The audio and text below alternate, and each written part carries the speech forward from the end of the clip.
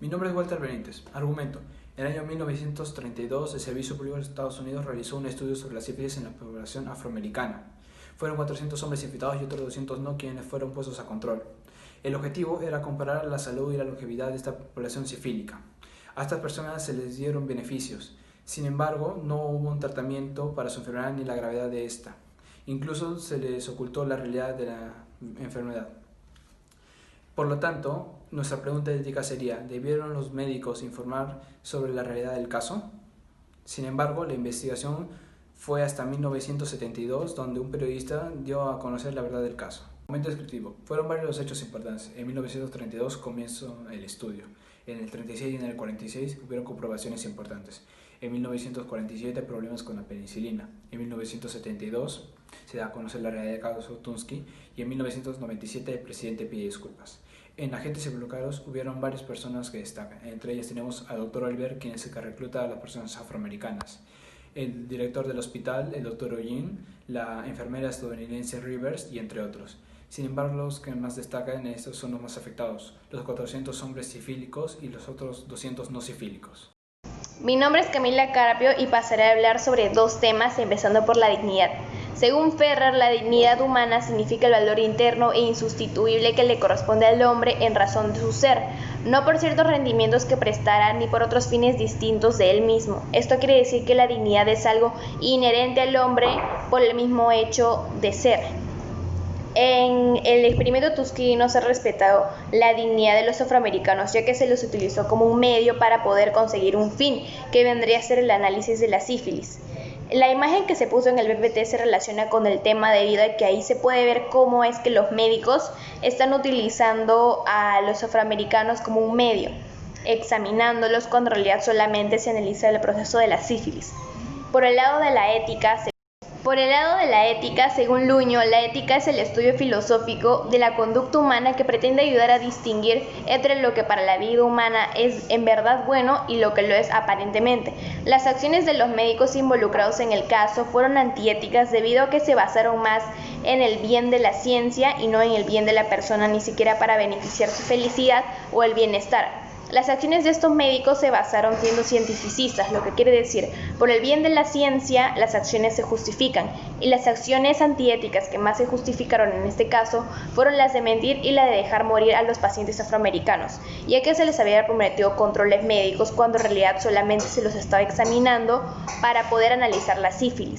La imagen que se puso en el PPT se relaciona debido a que ahí se puede ver cómo es que están examinando y dando controles a los afroamericanos cuando en realidad los estaban analizando para poder ver el proceso de la sífilis. Ahí se podría ver que la acción de mentir es antiética y mucho más la de dejar morir a las demás. Con respecto a la libertad, según el texto de Tomás Melendo, la libertad es el actuar y elegir con voluntad propia sin ser determinado ni por nada ni nadie. En el caso de Tuskegee, 600 afroamericanos fueron utilizados para investigar a fondo la sífilis y como consecuencia 28 de ellos fallecieron.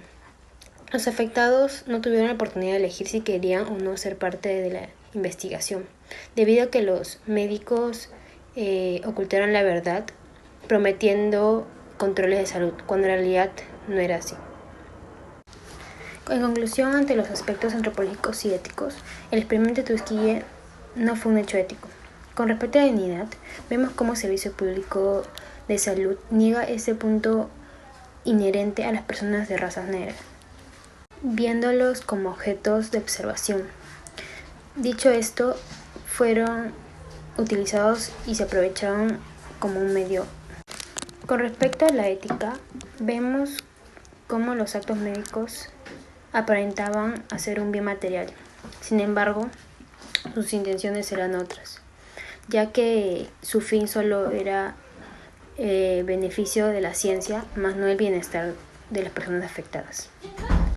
En relación a la verdad, el Servicio Público de Salud engañó a las personas contagiadas de sífilis, manipulando la realidad, haciéndoles creer que lo que tenían solamente era mala sangre, cuando en realidad no era así, realmente.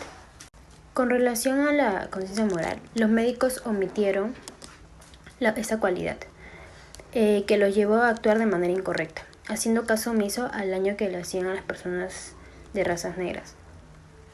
Y por último, con respecto a la libertad, los afectados por el experimento de Tuskegee no pudieron actuar con libertad, pues los médicos, al engañarlos, hicieron que los afroamericanos perdieran la oportunidad de actuar ante esa situación sin ninguna opción.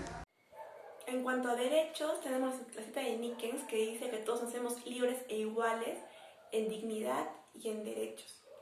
En cuanto a esto, en el artículo 12 de la Declaración de Derechos Humanos dice que nadie puede ser objeto de injerencias arbitrarias y que más bien debe gozar de la protección de la ley contra estos.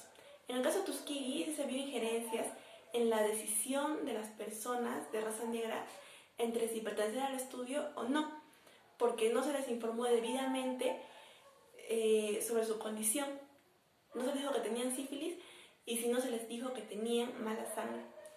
En la segunda cita del Colegio de Médicos del Perú dice que la dignidad obliga al médico a tratar a los pacientes como fin y no como medio.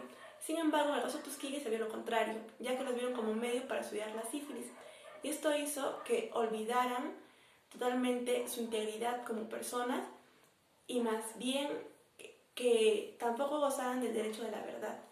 Y la autonomía de la persona obliga al médico a solicitar un consentimiento informado y a respetar la decisión de estos. Mi nombre es María Belén Riveros y hoy voy a hablarles sobre el pluralismo y relativismo.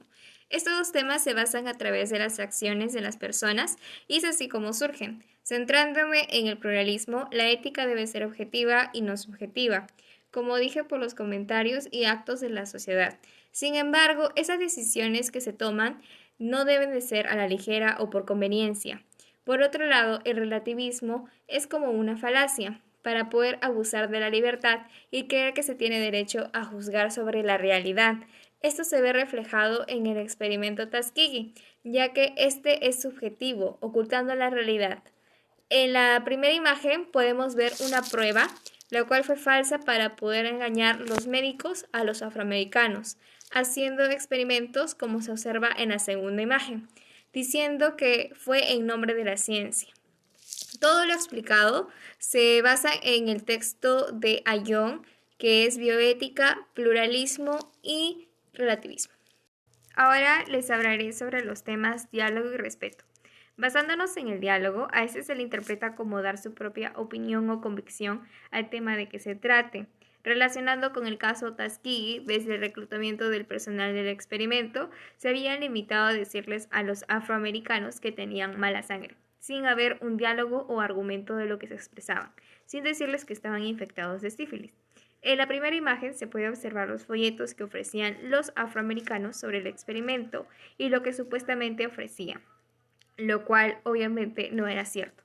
Con relación al respeto, no hubo respeto hacia los afroamericanos al ocultarle los procedimientos que se les iban a realizar durante el experimento, al igual que no hubo respeto al no respetar la opinión de los pacientes. Según las palabras de uno de los doctores, quien fue el doctor Helder, se mencionó que la situación de los enfermos no justifica el debate ético, pues ellos eran sujetos, no pacientes, eran material clínico y no personas. Es así como se vulnera el respeto que merecían los afroamericanos, ya que todos somos dignos de respeto. Y todo esto se cita al texto de José María de Barrio Maestre, el cual es Tolerancia y Cultura de Diálogo. Con respecto a la solidaridad, Ochoa nos dice en su libro Ética y Solidaridad, se propone a la solidaridad como proceso para alcanzar el bien común. Durante la tragedia, los médicos no mostraron solidaridad hacia los afroamericanos, porque ellos no buscaban ayudarlos ni tampoco un bien común.